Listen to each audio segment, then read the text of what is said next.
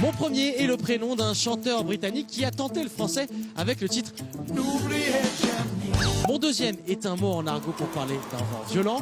Mon troisième est le prénom encore d'une mannequin américaine dont le nom de famille fait référence à une chaîne d'hôtels. Mon tout nous emmène ici à Nantes dans une entreprise qui fête en 2019 ses 150 ans.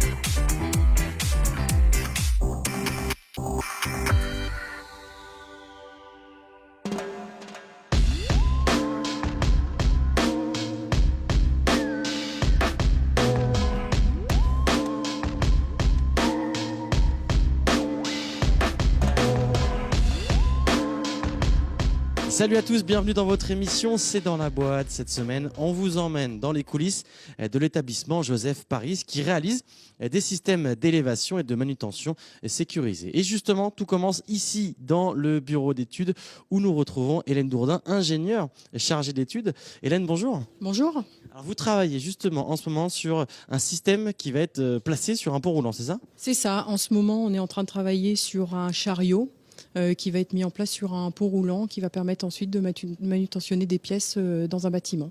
C'est ce qu'on voit sur votre écran, une modélisation 3D. Alors le 3D, en fait, là, on est plutôt dans la phase de finalisation, mais ça a été réalisé par les équipes du bureau d'études. Donc moi, j'étais chargée de gérer l'équipe au niveau du bureau d'études, c'est-à-dire les concepteurs qui font les plans et les modèles 3D et les ingénieurs calcul qui réalisent les calculs de ces équipements. Est-ce que vous diriez que c'est un métier très technique ? Alors c'est assez technique ce qu'on fait chez Joseph Paris parce que c'est toujours des ouvrages suivant cahier des charges clients, donc spécifiques, et que ce sont des prototypes en fait. Et souvent des ouvrages de très grande dimension qui peuvent lever des très fortes charges. Si on regarde un petit peu dans ce bureau, vous êtes la seule femme. Est-ce que c'est un métier qui se féminise de plus en plus ou pas? On voit des femmes quand même, mais on ne peut pas dire qu'il y ait beaucoup de féminisation de ce métier. Il y a encore beaucoup de chemin à faire.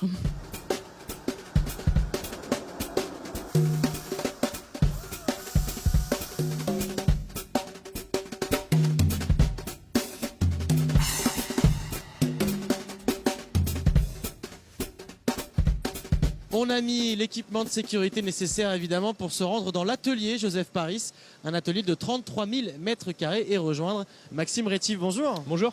Alors vous êtes soudeur ici depuis 12 ans je crois. C'est ça. Sur quoi vous travaillez en ce moment? Actuellement on travaille sur cette grande pièce là qui est une partie d'un pont roulant qui doit aller dans une centrale nucléaire, dans la salle des machines. Donc un gros ouvrage, un des plus importants que j'ai fait ici, quoi. D'accord, depuis 12 ans c'est un des plus importants. Ouais, je pense que c'est un des plus gros que j'ai fait. Ouais. Ça représente combien d'heures de travail par exemple? Ça représente au moins 6-7 mois de travail. 6-7 mois de travail. Ouais. On est, vous l'avez dit, sur des grosses pièces, des gros volumes. Qu'est-ce que ça change dans votre métier? Qu'est-ce qui est différent quand on est soudeur sur des gros volumes? Ça va changer au niveau de la complexité de la soudure. Au niveau de la pénibilité aussi, parce que comme vous pouvez le voir, on est obligé d'aller dans les pièces. Donc c'est des positions pas faciles. On est allongé, on est accroupi, à genoux. Il y a bas de plafond. C'est une soudure différente de quelqu'un qui travaillerait sur un établi. C'est diversifié aussi, je veux dire, au niveau des projets. Est-ce que vous avez l'impression de faire des choses différentes? Oui, parce que là, on travaille sur un pont roulant. On a souvent travaillé sur des projets sur des ouvrages d'eau, des barrages. On travaille aussi des fois sur des plus petits éléments. Un dernier mot, Maxime, on a fait pas mal d'entreprises et à chaque fois, il leur manque, enfin souvent en tout cas, il leur manque des soudeurs. Est-ce que vous pouvez nous parler de votre métier? C'est quoi les compétences pour votre métier? C'est quoi qui est intéressant? La technicité peut-être, je sais pas. Il faut être minutieux. Il faut être minutieux. Il y a un coup de main à avoir. Ouais, faut aimer tout ce qui est structure métallique. Faut aimer travailler la ferraille.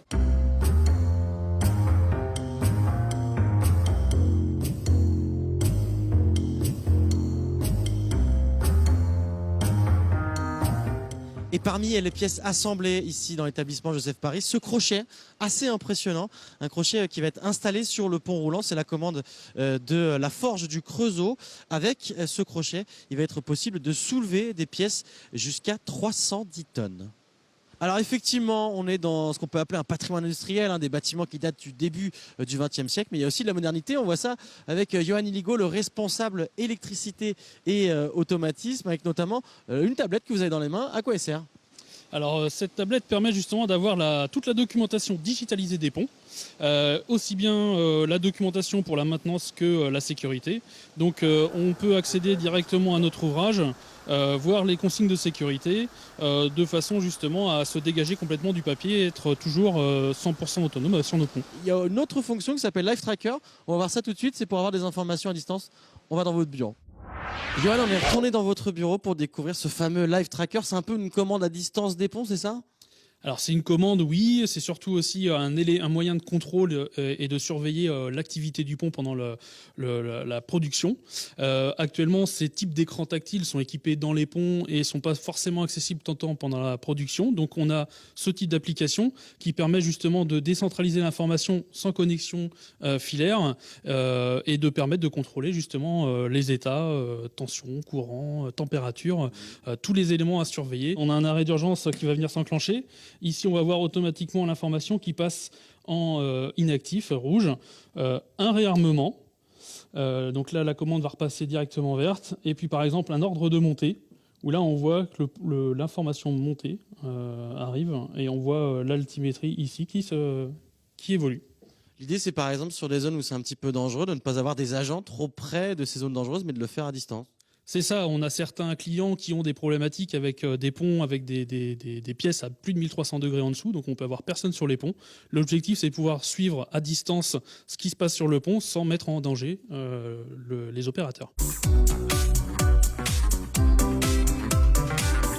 Rappelez-vous, en juin dernier, nous étions dans les coulisses des bougies Devino à Carquefou, une entreprise familiale créée il y a plus de 2 siècles et qui a su prendre les virages de la grande distribution, des enjeux écologiques pour rester leader dans son domaine. Eh bien, le groupe est passé sous pavillon normand avec la Maison Berger Paris, inventeur du système de diffusion de parfums par lampe à catalyse, une entreprise installée dans l'Eure. Les bougies Devino d'ailleurs, qui étaient les fournisseurs en bougies de cette entreprise. L'objectif pour la Maison Berger Paris, eh bien, c'est la diversification, mais aussi s'ouvrir à un public plus jeune. Et du côté des bougies Devino, eh bien, c'est s'exporter à l'international.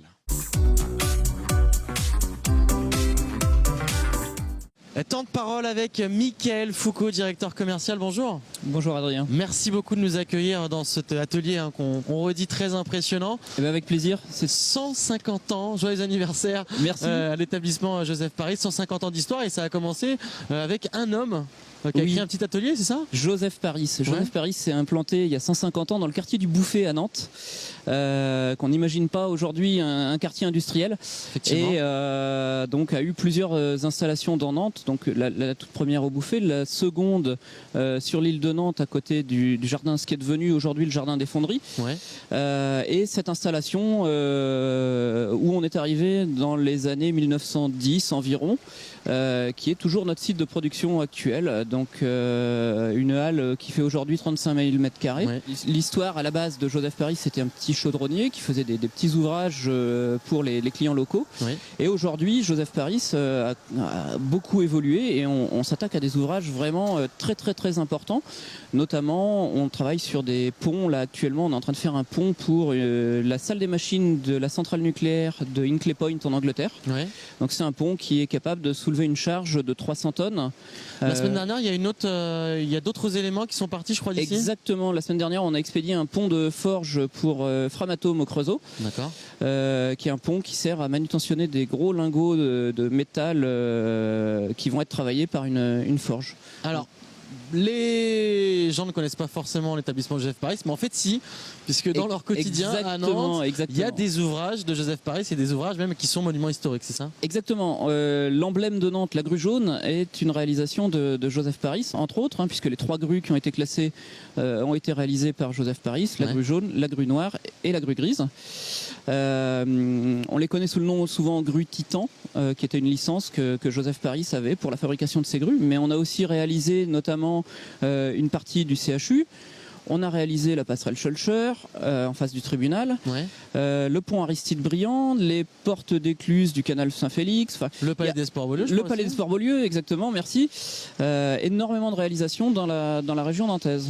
Et pas seulement, vous êtes beaucoup dans le Grand Ouest, évidemment. On a des réalisations près du Mont-Saint-Michel, notamment. Exactement. Aussi dans le sud, à Toulon. C'est terme- quoi la spécificité de l'établissement Joseph Paris?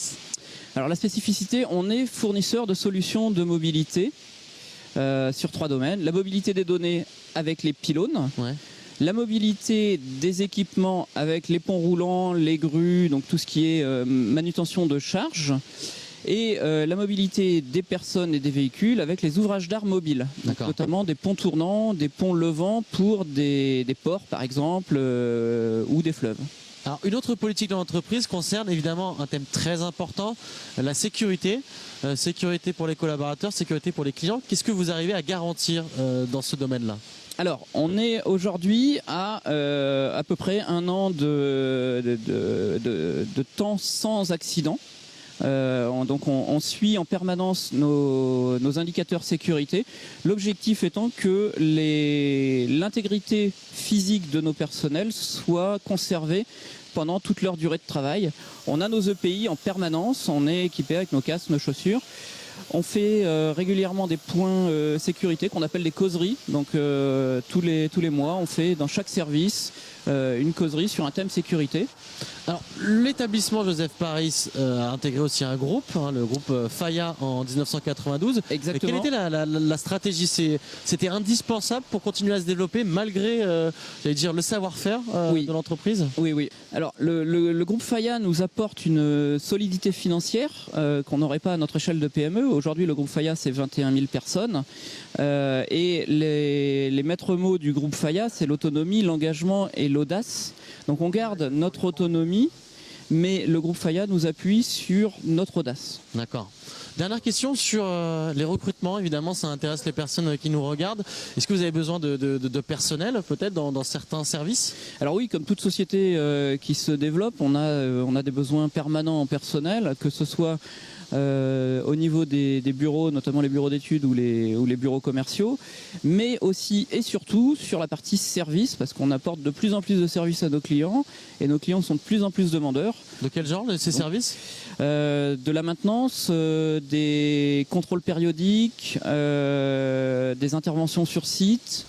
Donc même au niveau des installations de nos matériels qui sont fabriqués dans l'atelier, on a besoin de conducteurs de travaux, de chefs de chantier et puis d'opérateurs pour les déplacements qu'on a à faire un petit peu partout en France. Et alors toutes ces annonces, on les retrouve sur le site internet? On les retrouve sur le site internet et sur notre page LinkedIn. Merci beaucoup Mickaël pour votre accueil. Et bien merci à vous. On vous souhaite Adrien. une bonne continuation. Puis nous on se retrouve très vite sur Télé Nantes pour la découverte d'une nouvelle entreprise et de nouvelles aventures. À bientôt.